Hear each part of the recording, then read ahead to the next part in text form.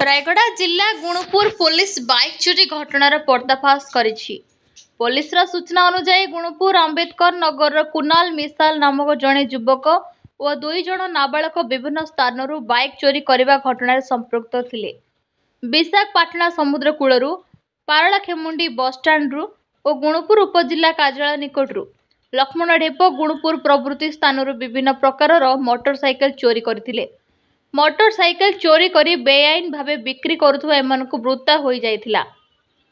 गुड़ारी गुणुपुर police पक्षरु अभियोग पाइबा पर एक स्वतंत्र स्क्वाड गठन करा जाय विभिन्न स्थान रे चढ़ाऊ करी मुख्य अभियुक्तଙ୍କୁ गिरफ करबा सह चोरी होइथा बाइक उद्धार करिछि।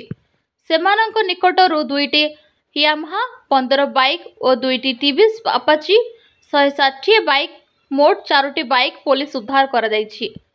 गुड़ारी ग्रामर अविनाश लिमांक निकटरे 8,000 बंधा रखी एवं उक्त नगद को निज मध्य समान भाव बांटिले सेमानकु कोर्ट चालाण करा जाइछि।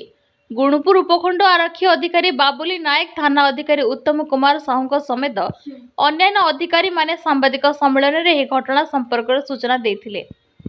रायगड़ारू आशुतोष कुमार पटनायक रिपोर्ट संघर्ष टीवी।